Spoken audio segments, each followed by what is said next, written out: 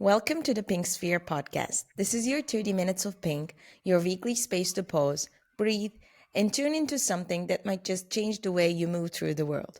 Today we're talking about weight, food, and body image, but without the pressure, guilt, or obsession with before and after. Camille, she's here with us today. She's an exercise specialist, nutritionist, and life coach. Hi, Camille, how are you?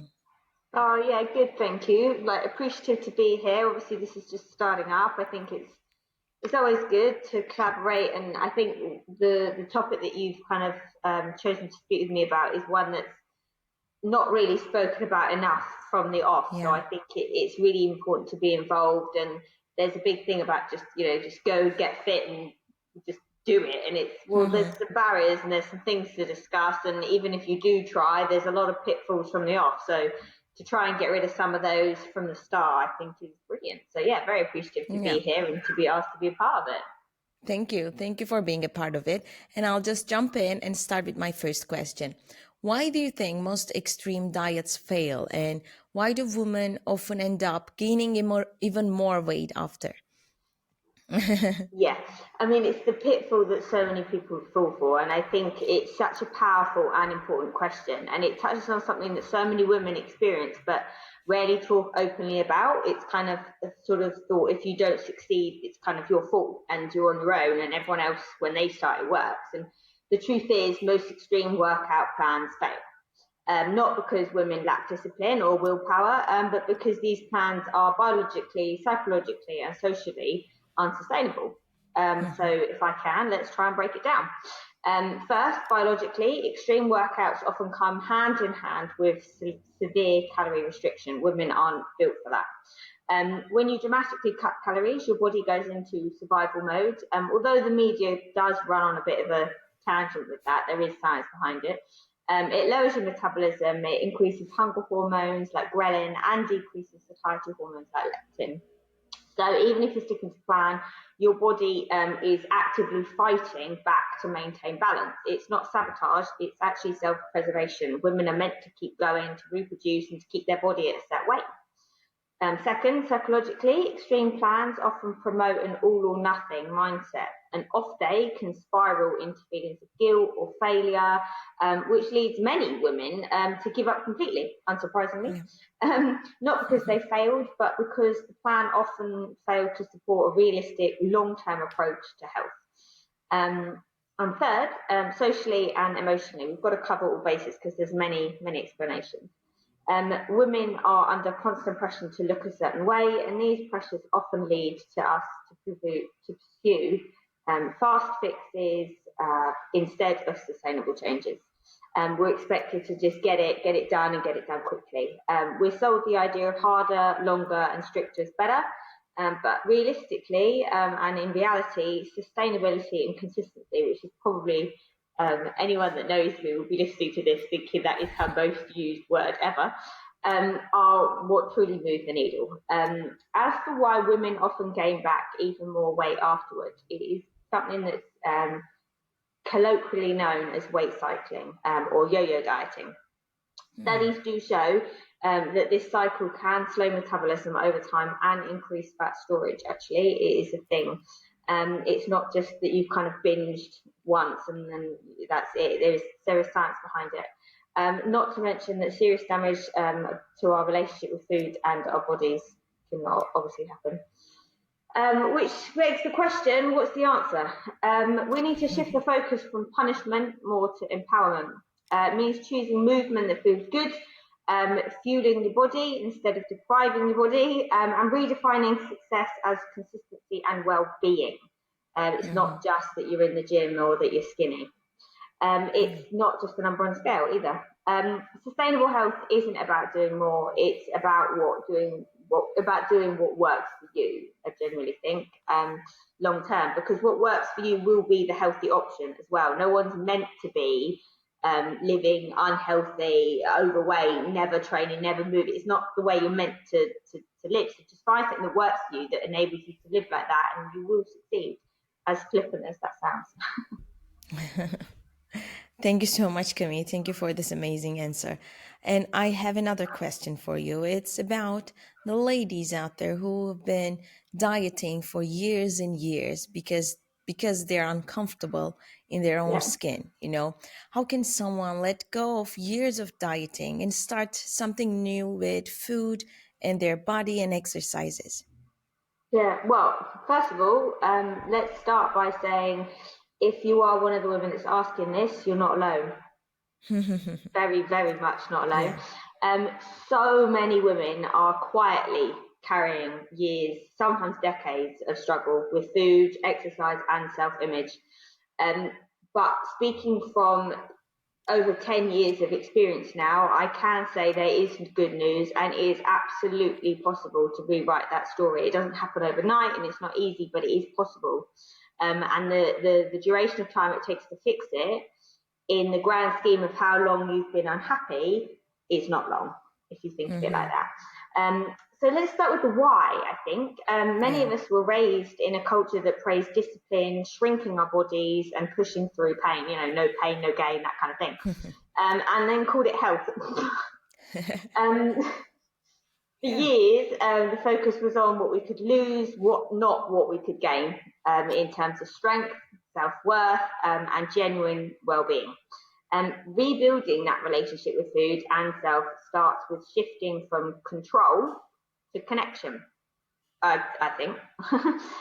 So how do we move forward? Here's what kind of the evidence, but in a hopefully relatable way, and real women's experience tells us. So a few points, I'd say. Number one, start with self-compassion, not self-criticism. And I really, truly believe that this does underpin everything. I've worked with like normal women and I've also worked with competitive athletes, and this kind of compassion element goes across the board, all of them. Um, so from research that of blah, blah, blah, by those, is what I'm trying to say, research by those that study the psychology and physiology of women, specifically, shows that self-compassion, not shame or guilt, is a really powerful motivator for change. When we treat ourselves with kindness and understanding, especially in moments of struggle, we're more likely to make sustainable, healthy choices. And it really is, like I said, the foundation for everything else. Yeah. Second thing that I would say is unlearn rules of diet, and embrace food neutrality. It does come with kind of the knowledge is power, and you need to do a little bit of learning and a little bit of time and pausing and putting some effort into it. It is required. But decades of dieting often leave women with a deeply ingrained sense of morality around food, like good and bad, clean and cheat, and all that stuff. But studies in intuitive eating, so like listening to your body, that kind of idea, and eating psychology show that giving yourself unconditional permission to eat actually does reduce overall overeating and binging in the long run. There is often a short-term period where it's not just going to be like day one, I'm going to listen to my body and it works. Like there is give and take, and it does often lead to a bit of weight gain, a bit of weight loss. You work closely to manage it, but long term it is the way forward. Food is not a test of your worth. Let's put it that way. It's not nourishment. No, sorry, it is nourishment, culture, it's connection. There's so many healing powers of it, and if you think of it like that, it just redefines it. And it should be allowed to be joyful, really. Third thing, redefine movement as celebration, not punishment. Do you want to go? What do you want to enjoy? Are you making yourself go? Is it something that you feel obliged to do? Is there a way that you can look at it that makes you want to do it? If exercise has always been about burning calories or earning food, which let's be honest, we've all done, it's time to reframe it as something that supports your mental and emotional health, not just your body. Think movement that makes you feel energized, grounded, empowered, not exhausted and depleted. That's the goal. Dance, hike, stretch, lift if you're anything like me. Whatever reminds you that your body is alive and not just a project, I think is Yeah. the difference. No matter what you look like, you should be trained. It's not like you're going to train and get there and then that's it. That project's complete, done. It's you're alive, you're flowing, you should be doing it the whole time, keeping you healthy and the way you want to be, really. 4, I'd say seek support and rewire the narrative using that support. Working with someone like a registered nutritionist, therapist, or coach. Love your best mate, but they're not often the best person for this job. And it can, therefore, if you do that, it can be incredibly healing.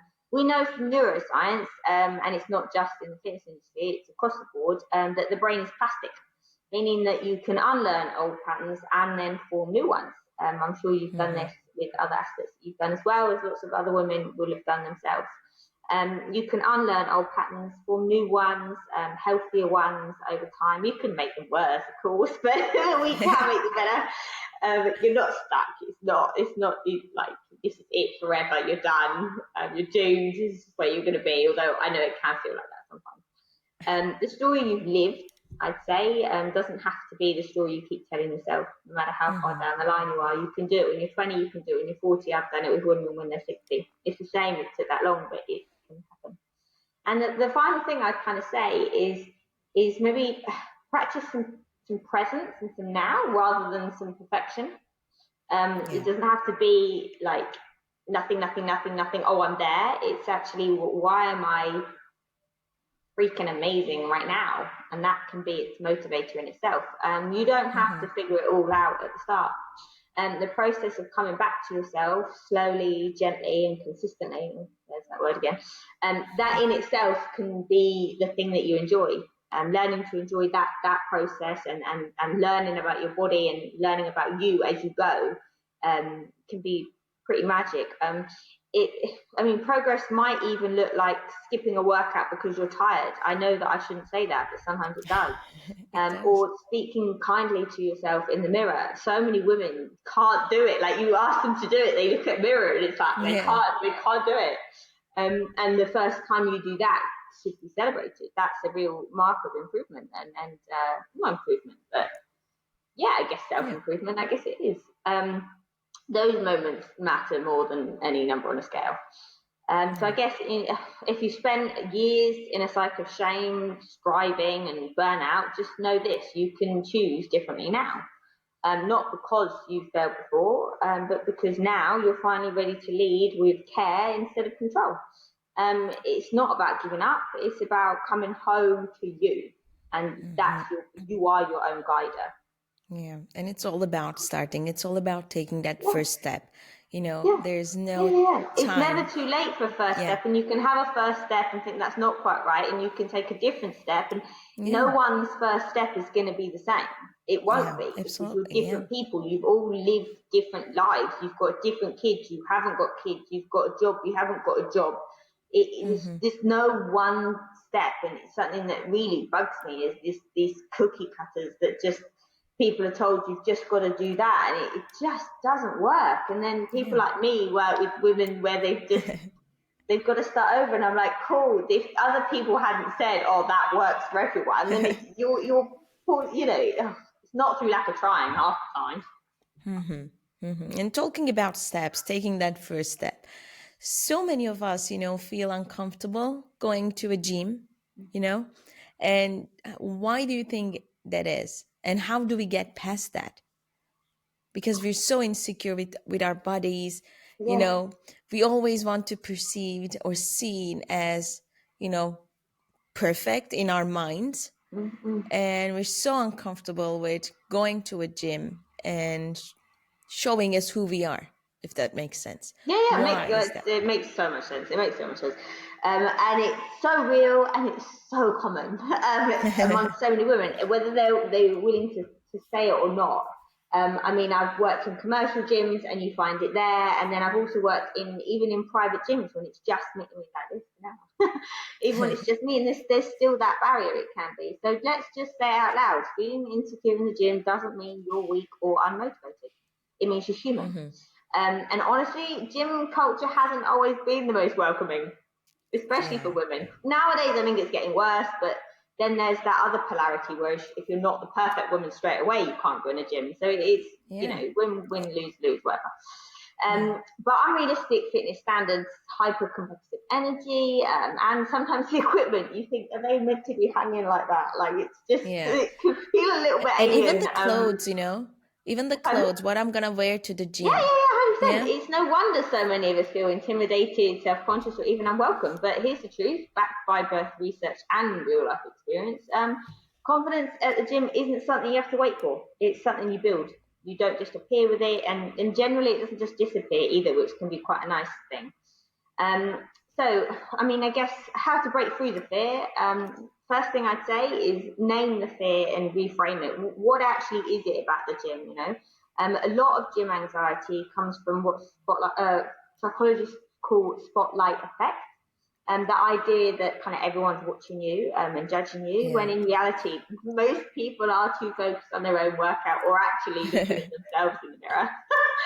Yeah. It's true. So really, studies show that when we name it and reframe anxiety as encouragement or courage or nervous energy, our performance and confidence actually improve. So like it's simply just switching it from I'm scared to I'm showing up anyway, or I'm excited to do this, or you know.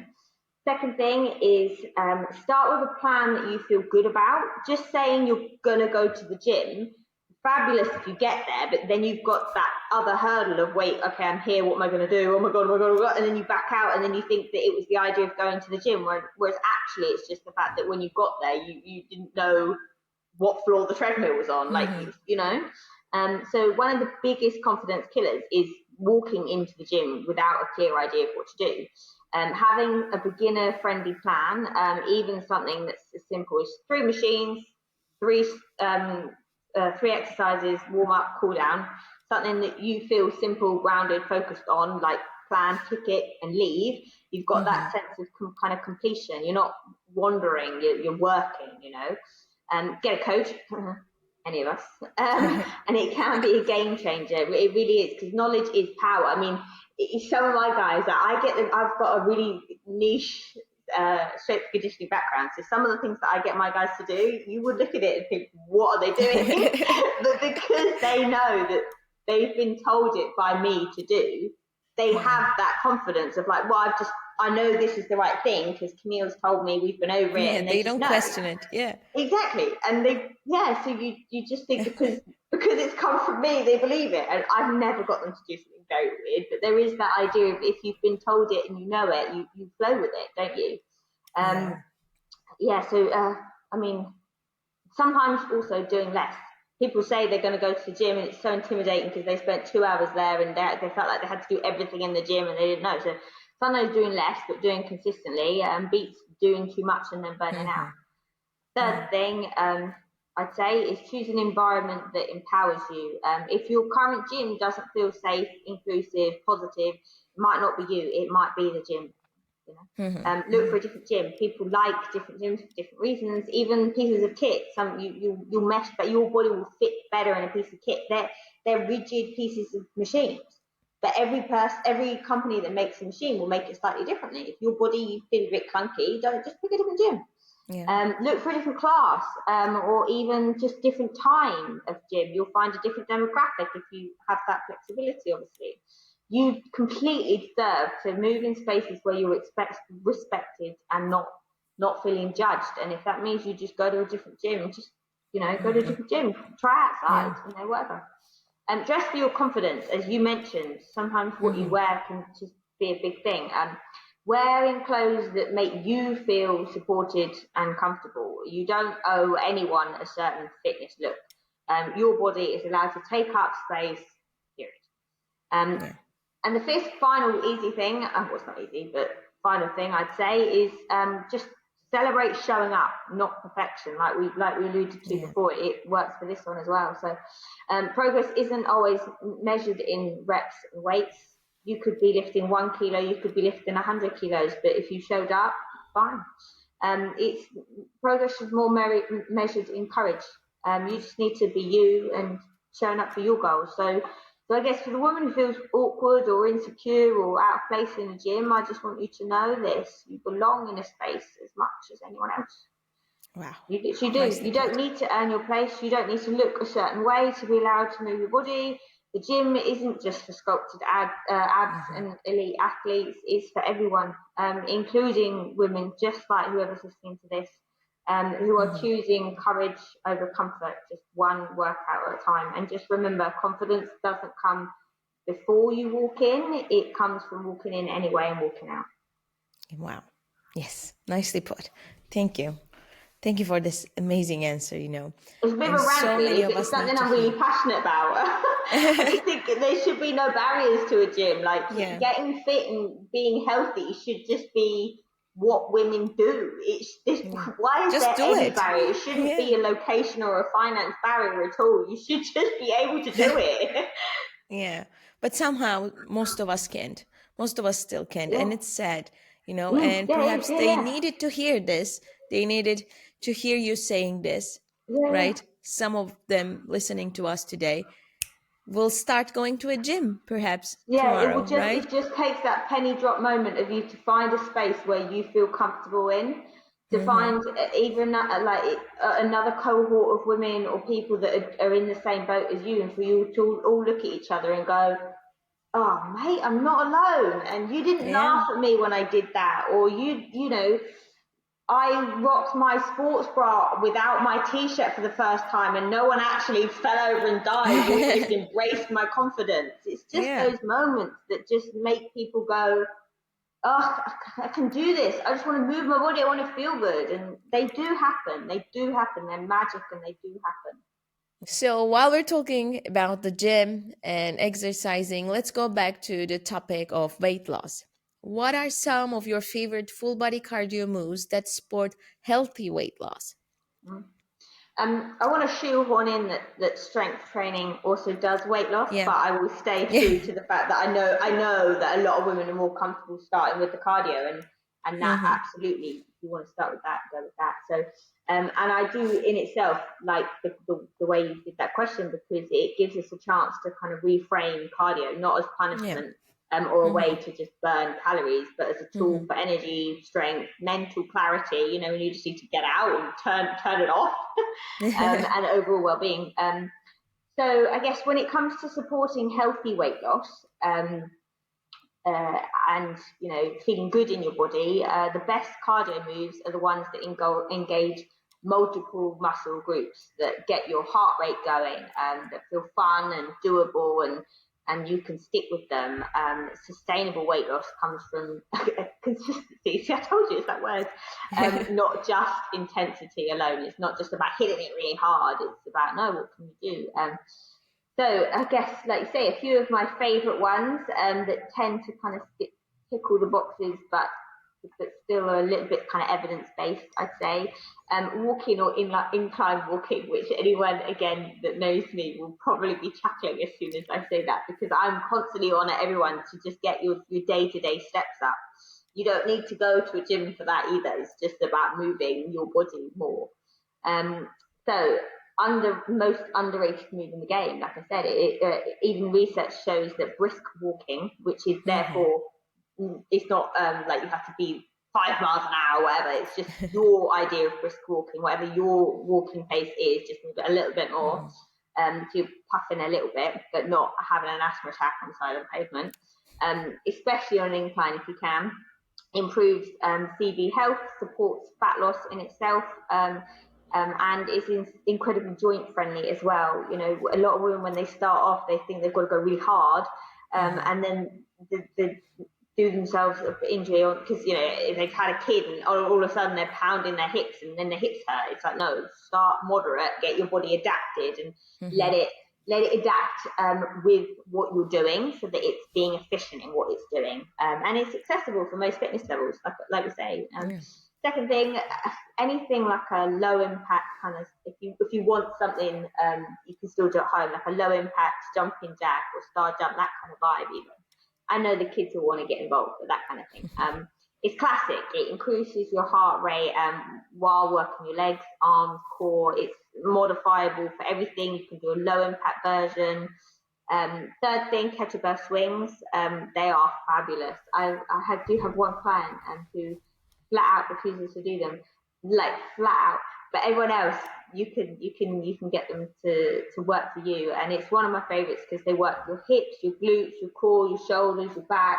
These areas of women, especially, well, and men, but we're talking women, that are really neglected. And it's some serious cardio in a kettlebell swing. I don't know if you guys are very experienced in them, but they'll make you puff pretty quick.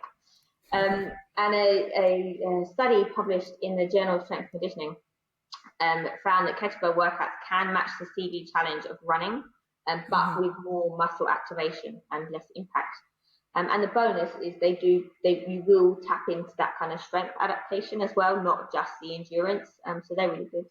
And I'll keep it quick, I guess. Mountain climbers, dance or like movement-based choreography is fabulous, and it has that social aspect in. And if you're trying to feel good and attach those extra feel-good hormones and get your extra boost, why not do it? I'm such an advocate for things like, I don't know if I'm allowed to like brand drop, but even things like Zumba and things like that, I think they're brilliant because they get women that wouldn't normally be up and dancing about at 6 o'clock on a Tuesday, up and dancing about at 6 o'clock on a Tuesday. Do it. You're enjoying it. You're having fun. Anything where you're not sat on the sofa is going to be better. You're going to be moving.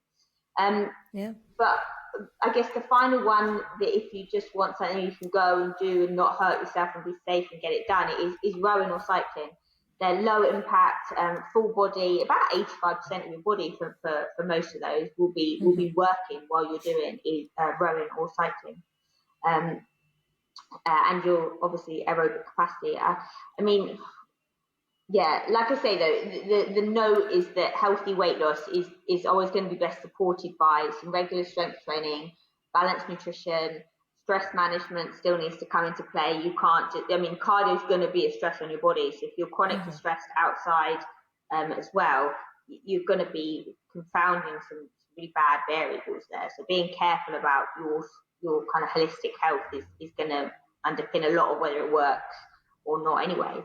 And sleep. No one does that. Sleep. So my final little note, I think, is the empowering truth around it all is that you don't have to crush your goal to change your body with cardio or anything. You just have to commit to showing up in ways that honor your energy, your time, and your goals. Wow. Yeah. And I have one question for you, and this is about the pink sphere.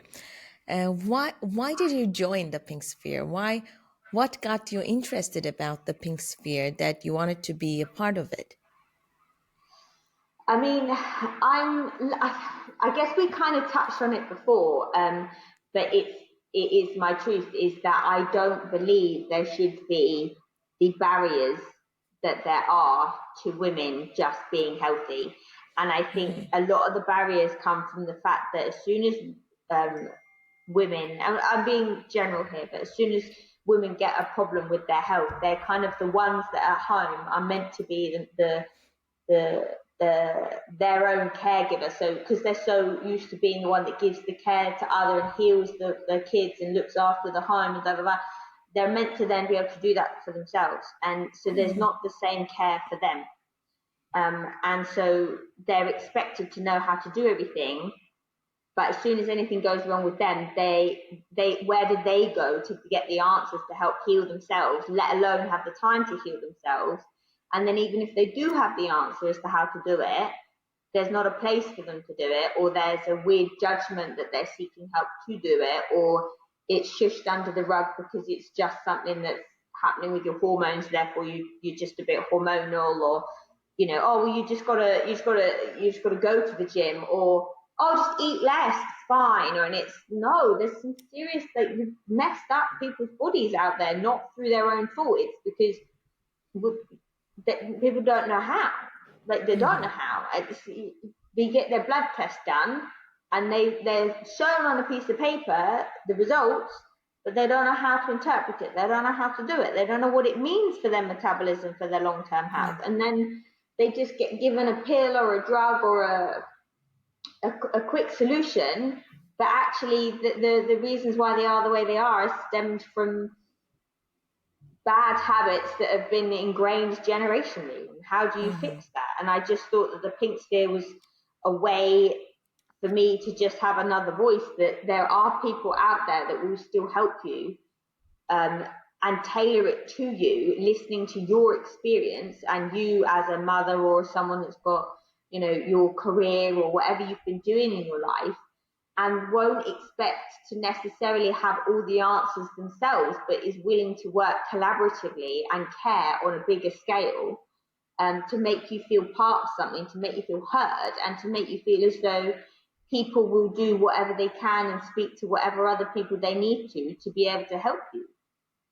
And that's what you did. You when you and I first had that chat, you were saying about your struggles and that you tried this, that, and the other. And I don't want to overshare yours, but it was, a lot of the time people are then, someone sees dollar signs and says, "Oh, I've worked with someone that's had a kid, therefore I'm pre and postnatal and I can fix you." So they buy into one person, and that one person doesn't have experience with untangling how your child trauma interplayed in terms of your attitude to nutrition. Absolutely, So yeah. that's why your diet's stuck and you're struggling. It's not because you had a kid. It's not because you're hips or you've got diastasis recti that you don't have abs. It's something else. And it's about saying a lot of women's problems are multifaceted, and if they're being strong enough to reach out and ask for help, there shouldn't be one person that says they can fix their entire life and therefore fix them, and then fail and leave that woman feeling helpless to start again. People need to be willing to say, "I don't have all the answers for you, but I will ask someone else. I have this answer, they have that answer, and we will help you." Yeah. Absolutely. And that's all about the pink sphere. You summarized it so well. Thank you so much. And I'm so glad you're a part of it. And I'm Yeah, so no, glad you're willing it's to I help don't, the yeah, ladies out there. whether we as a whole end up helping one woman or a million women, which you would do, but you know what I'm saying, is it makes it worth it, because I think Yeah. anyone that's got the confidence to step up and be vulnerable, Yeah. because women aren't naturally inclined to reach out to a stranger and say, "I need help." Yeah. And I think Yeah. if someone's willing to do that and make themselves vulnerable, they deserve to be met with a cohort of women that say, "We hear you," not just one woman. I mean, it's fabulous if you find one woman that you Yeah. relate to, but Yeah. it's better if you actually find a spectrum of women who all Yeah. relate. Because I've been doing this with people for like over a decade. And every single time when I speak to a woman, it's like, "You're not alone." But yet they still feel like they're alone. Yeah. Unfortunately. Yeah. Yeah. Well, that's it for this week's 30 Minutes of Pink. And thank you again, Camille, for sharing all these amazing details about the work you do and about the way you want to help the ladies out there. And well, again, thank you for reminding us that healing your body doesn't mean fixing it, and it means listening to it and choosing peace over pressure. And if something in this conversation felt like a breath of fresh air, you'll find more like it at thepinksphere.com: coaching, resources, and support that meets you where you are. And follow the podcast, share this with someone who needs it, and we'll see you next week. Because next week we have a new voice, a new story, but the same reminder: you don't have to fight your body to feel good in it. Bye. Thank you.